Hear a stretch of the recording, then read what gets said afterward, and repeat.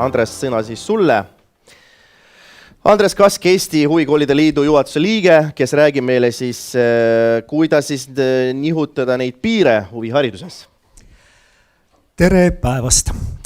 Ma pean ütlema, et ütlemata hea meel on näha siin saalis nii palju sõpru, kolleege ja konverentsi külalisi. Jah, minu teema on, kuidas huviharidus nihutab piire ja ma püüan täna sellele natukene keskenduda. Aga alguses ma mõne sõnaga räägiksin Eesti Huvikoolide Liidust. Ja Eesti Huvikoolide Liit sündis 1994. aastal seltsinguna ja see seltsing moodustus tegelikult mõttekaaslastest, koolijuhtidest, kes siis peale suuri toimunud ümberkorraldusi otsustasid koondada oma jõud ja arendada edasi huvihariduse jätkusuutlikkust, selle püsimajäämist, hakkama saamist uute reformidega ja et säiliks ikkagi see lastele, noortele antav võimalus tegeleda huviharidusega. 1999. aastast oleme siis huvikeskuste juhtide kogu olnud ja Eesti Huvikoolide Liit siis 2012. aastast. Meie juhatuse liikmelisus on 5 liiget ja siin olijatest Siiri, siin olijatest Piret kindlasti, Karmen, Taigur ja meie strateegiajuht Evelin. Ja miks ma seda nimetan, on see, et Eesti Huvikoolide Liidu juhid, juhatuse liikmed on tegelikult seotud kõik Tallinna, vaid Eesti suuremate huvikoolidega, nende juhtimisega ja need huvikoolid on siis huvikoolid, mis on esindatud kõikide huvihariduse valdkondadega. Ja nende aastate jooksul oleme me tegelenud siis huvikaitse, arenduskoostöö, ümarlaudade mõttetalgutega, osalenud komisjonides, töörühmades, koolitustel, seminaridel, 2012. aastast olnud koostööpartneriks HTM-ile ja strateegiliseks partneriks siis aastast 2018. Aga nüüd tagasi tulles tänase põhiteema juurde. Eelnevad ettekanded on olnud tegelikult nii inspireerivad ja mõtlema panevad ja ka minu tänase mõeldud teema suhtes, kui ma seda teemat mõtlesin, siis ma arvasin, et võib-olla on see koht, kus ma räägin seekord endast. Ma ei ole seda eriti kunagi pidanud avalikkuse eest tegema, aga mõtlesin minna tagasi lapsepõlve. Ja miks ma mõtlesin tagasi minna lapsepõlve, on see, et eks me lapsepõlvest saame kõige suuremad mälestused ja kogemused. Ja üks suuremaid kogemuste õpetajaid või jagajaid minu jaoks on olnud Merle Karusoo, kellega on olnud siis väga põnevad koostööd. Aga lapsepõlve teema seetõttu, et need esimesed pildid ja mälestused, mis viisid huvihariduse juurde, mõtlen ma seda, et see jõudis ikkagi minuni läbi vanemate.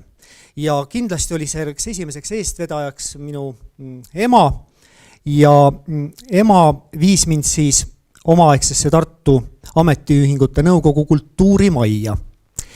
Ja see kultuurimaja oli selline maja, kus tegutsesid siis väga erinevad ringid, puhkpilliorkestrid, tantsuringid, rahvateatrid, näiteringid ja ma ei tea, kas siin saalis olijatest on, kes on käinud võib-olla ka Tartu kultuurihoones. Andke käega märku. Nii. Ja ma mäletan, et minu esimene õpetaja, teatriõpetaja oli seal Astrid Kaur. Ja ma olin seal võib-olla kas siis 2. või 3. klass. Ja ega ma sellest väga palju midagi ei mäleta, aga ma mäletan seda, et ega ma sinna käima ei jäänud. Juhtus see, et seal olid suuremad õpilased ja mind see ei kõnetanud ilmselt sellel hetkel või mul oli seal võib-olla ebahuvitav või mind tõrjuti. Ma loodan, et midagi hullemat ei toimunud, sest seda ma kõik hästi ei mäleta.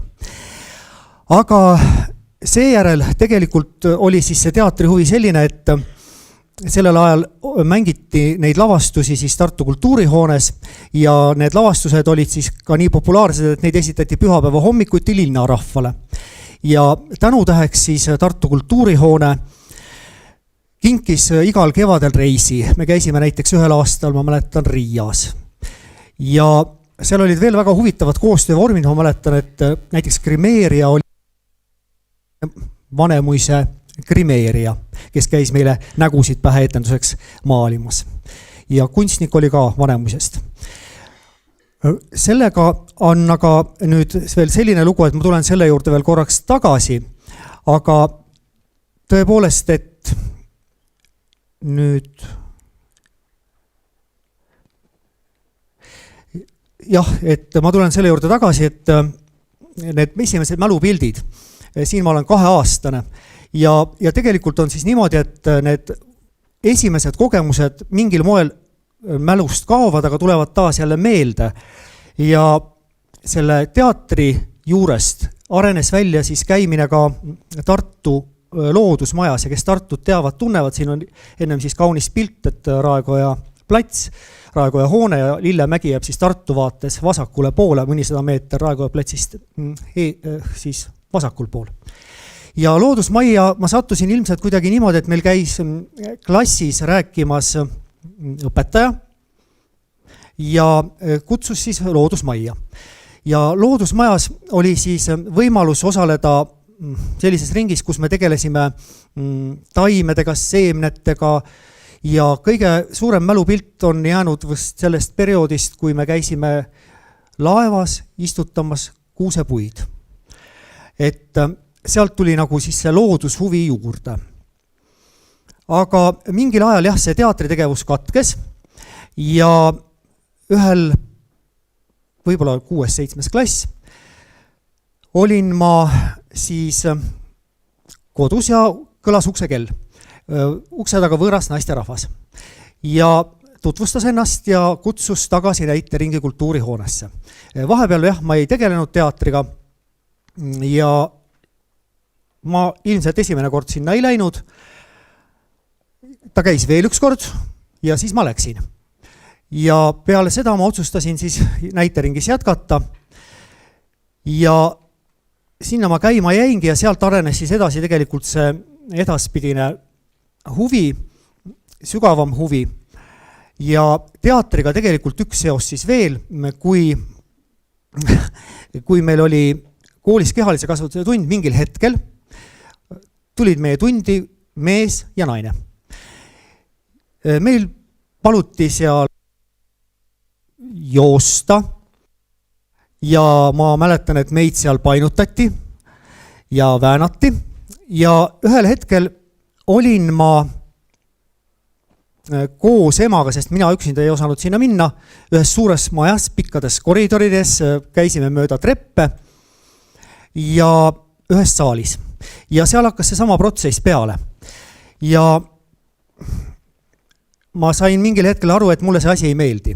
Ja hiljem ma arvan, et ma jõudsin sinna võib-olla 1-2 korda ja kui ma nüüd siis ütlen, et kui ma selle nüüd tagasi olen mõelnud ja mitte ainult tänase puhul, vaid ka eelnevatel aastatel, siis oli selleks põhiõpetajaks määratud Ülo Vilimaa.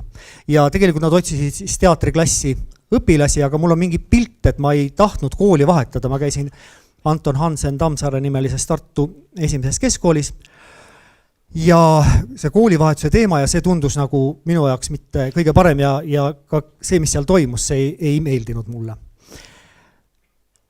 Miks ma seda räägin? Võib-olla ühelt poolt on siis see, et me oma valikutes oleme kindlasti nagu ise otsustajad, aga ühel hetkel me seda teha ei oska, ei saa. Ja teine asi, kui me nüüd vaatame, kuidas huviharidus võib nihutada piire, siis üks variant on see, et me vaatame, kuidas see on mõjunud meie sõpradele, tuttavatele, mis on elus muutunud. Ja teine asi, kui me saame vanem, me saame teha enese analüüsi või tagasivaadet ja seda poolt ma praegu proovisingi teha. Nüüd võib-olla lõpetuseks mõningad mõtted, mis jooksid siin täna juba läbi ja haakusid minu ettekandega kuidagi ja mis pani mind kaasa mõtlema väga põnevatele seikadele. Nüüd, kui me mõtleme, et kas see haridus ja kultuur, võrdleme seda või me ei võrdle. Ja niipea, kui me hakkame rääkima kultuuri ja hariduse ühisosast, nii me kohe hakkame tegelikkuses looma raame või tõmbama piirjooni, kust algab kultuur ja kus lõpeb haridus. Ma arvan, et tegelikkuses me võime sellega rappa sõita.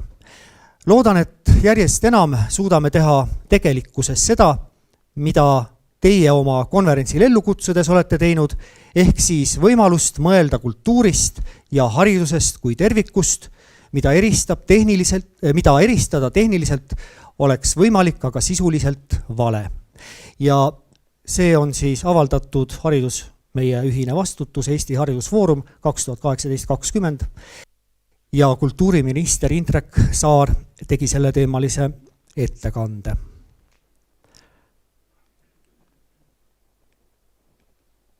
Nii.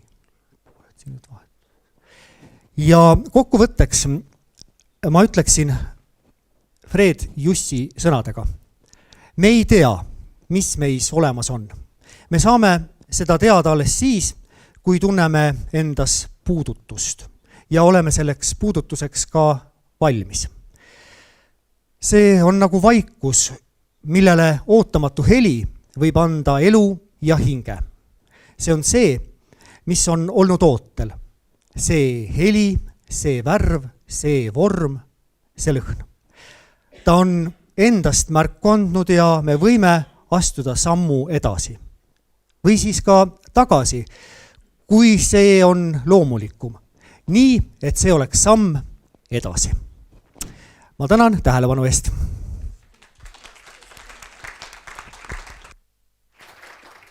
Suur tänu, Andres, ja nüüd küsimused. Teie küsimused, kommentaarid, ettepanekud. Mul on tegelikult üks küsimus sulle.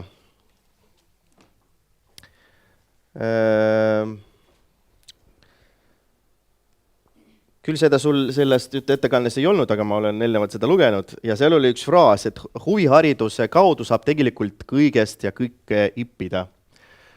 Meil paar minutit fantaseerida on, et kui me kujutaks ette selline pööre tuleks, et tavalise põhihariduse vastu oleks huviharidus. No näiteks lähed esimese klassi, hops ja kohe siis õpid midagi, mis sind huvitab ainult. Mis oleks sinu mõtted selle kohta? On see üldse võimalik või on see vajalik? Ma arvan niimoodi, et see on võimalik, aga kas ka alati vajalik. Et selle peab ikkagi väga täpselt läbi mõtlema, et kui me võtame ikkagi eeskuju, et kas see eeskuju suudab seda piisavalt hästi anda, on ta eetiline, sellised asjad peab väga täpselt läbi mõtlema. Lihtsalt ma tulen nagu selle juurde tagasi, et siin oli ennem küsimus, et kes me oleme. Et me kindlasti küsides oma kolleegide käest saame vastuse või vähemalt mina saan vastuse, et kes me oleme, siis me kindlasti oleme õpetajad. Seal on praegu küsimus sulle. Nii, ma tulen selle mikrofoniga.